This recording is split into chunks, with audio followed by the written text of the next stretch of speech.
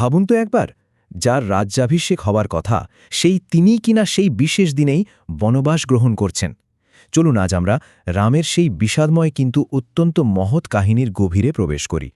তো গত পর্বে আমরা ঠিক যেখানে শেষ করেছিলাম, রানী কৈকেয়ী তার সেই দুটো বর চেয়ে নিয়েছেন, আর তার ফল রাজা দশরথ একেবারে বাক্যরুদ্ধ, অসহায়। ভরত হবেন রাজা, আর রাম 14 বছরের জন্য বনবাসে যাবেন। ভাবা যায়, গোটা অযোধ্যার ভবিষ্যতই যেন এক গভীর সংকটের মুখে।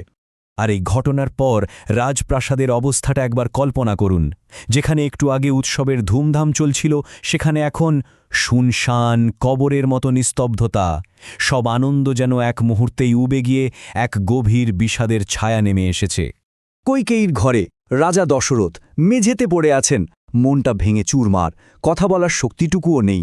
আর ঠিক তখনই এমন একটা থমথমে পরিবেশে রামকে ডেকে পাঠানো হলো। তিনি কিন্তু তখনও কিচ্ছুটি জানেন না যে কি ভয়ঙ্কর একটা সত্যি তার জন্য অপেক্ষা করছে। তো রাম এলেন, খুব শান্তভাবে ঘরে ঢুকে বাবাকে আর কৈকেয়ীকে প্রণাম করলেন। কিন্তু রাজা দশরথ, তিনি তার প্রিয় ছেলের দিকে তাকাতেই পারলেন না। দুঃখে যন্ত্রণায় মুখটা অন্য দিকে ঘুরিয়ে নিলেন। এই দৃশ্যটা একবার ভাবুন। বাবার এই অবস্থা দেখে রাম তো অবাক। তিনি কৈকেয়ীর দিকে ফিরে জিজ্ঞেস করলেন, মা, আমার কি কোনো ভুল হয়েছে? বাবা এত কষ্ট পাচ্ছেন কেন? দয়া করে বলুন না কি হয়েছে। তার গলাটা উদ্বেগে ভরা, কিন্তু তখনও তিনি আসল ব্যাপারটা ঘুণাক্ষরেও টের পাননি। আর কৈকেয়ী, তার মধ্যে কোনো ভাবান্তর নেই, একদম শান্ত, কিন্তু বরফ শীতল গলায় বললেন, রাম, তোমার বাবা আমাকে দুটো বর দিয়েছিলেন। সেই অনুযায়ী ভরত রাজা হবে, আর তোমাকে 14 বছরের জন্য বনবাসে যেতে হবে। প্রত্যেকটা কথা যেন বিষাক্ত তীরের মতো। আচ্ছা, এই কথাটা শোনার পর যে কোনো সাধারণ রাজপুত্রের কি প্রতিক্রিয়া হতো ভাবুন তো? রাগ, ভীষণ হতাশা, নাকি তিনি বিশ্বাসই করতে পারতেন না? কিন্তু রামের প্রতিক্রিয়া, সেটা ছিল এক কথায় অভাবনীয়। আর এখানেই তো তার মহান চরিত্রের আসল পরিচয়।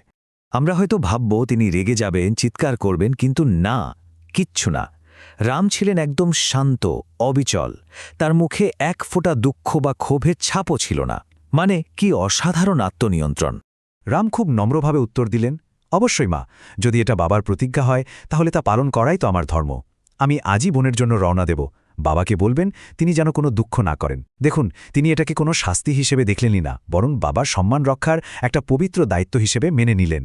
ছেলের মুখে এই কথা শুনে দশরথ আর নিজেকে সামলাতে পারলেন না, ফুপিয়ে কেঁদে উঠলেন। রাম তখন বাবার পাশে হাঁটু গেড়ে বসলেন, তার হাতটা ধরে বললেন, বাবা, আপনার সম্মান আমার নিজের সুখের চেয়ে অনেক অনেক বড়। আপনার কথা রাখতে পারছি, এতেই আমি গর্বিত। রাম তো তার সিদ্ধান্ত নিয়ে নিলেন, কিন্তু কাহিনী তো এখানেই শেষ নয়। এবার মঞ্চে এলেন আরও দুজন, সীতা এবং লক্ষ্মণ। আর তাদের প্রতিজ্ঞা এই ঘটনাকে একটা সম্পূর্ণ নতুন দিকে নিয়ে গেল।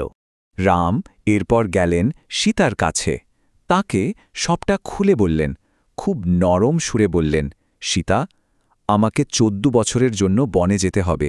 তুমি এখানেই থাকো, মায়েদের আর পরিবারের খেয়াল রেখো। আসলে রাম চেয়েছিলেন সীতাকে এই কঠিন জীবন থেকে, এই কষ্ট থেকে দূরে রাখতে। কিন্তু সীতা, তিনি তো অন্য ধাতুতে গড়া। একেবারে দৃঢ় গলায় উত্তর দিলেন, স্বামী, আমি আপনার স্ত্রী, আপনার পথেই আমার পথ। আপনি যেখানে, আমিও সেখানে।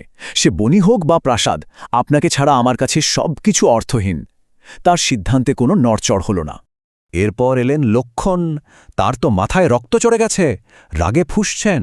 বললেন, এটা ঘোর অন্যায় দাদা, আমি এর বিরুদ্ধে লড়ব। কিন্তু রাম তাকে শান্ত করলেন, বোঝালেন, লক্ষ্মণ, আমাদের ধর্ম পালন করতে হবে, বাবার কথা রাখতেই হবে।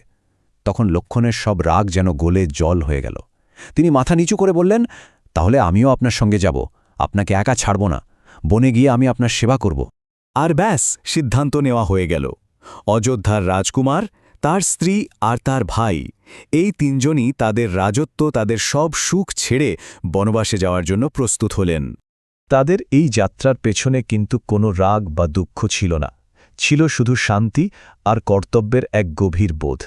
তারা রাজ্য হারানোর জন্য আফসোস করেননি, বরং বাবার দেওয়া কথা রাখার গৌরব নিয়েই এই নতুন পথে পা বাড়ালেন।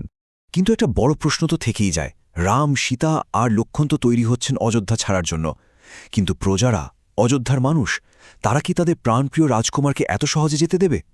কি হতে চলেছে এরপর? এর উত্তর জানতে হলে অপেক্ষা করতে হবে পরের পর্বের জন্য। ধর্মকথা ৩৬৫তে প্রতিদিন শুনুন রামায়ণের এক নতুন অধ্যায়। মানব জীবনের ধর্ম, ন্যায়, ভালোবাসা ও ত্যাগের মহাকাব্য রামায়ণ এখন শুনুন এক নতুন ধারায়। ধর্মকথা ৩৬৫ আপনাদের নিয়ে যাবে এক অনন্য যাত্রায়, যেখানে প্রতিদিন একটি করে নতুন পর্বে উন্মোচিত হবে এই অমর কাহিনীর রহস্য ও মহিমা। চলুন একসাথে শুরু করি এই পবিত্র যাত্রা, রাম, সীতা, লক্ষ্মণ ও হনুমানের চিরন্তন কাহিনীর পথে। প্রতিদিন নতুন পর্ব শুনতে ধর্মকথা ৩৬৫ চ্যানেলটি সাবস্ক্রাইব করে আমাদের সঙ্গে থাকুন।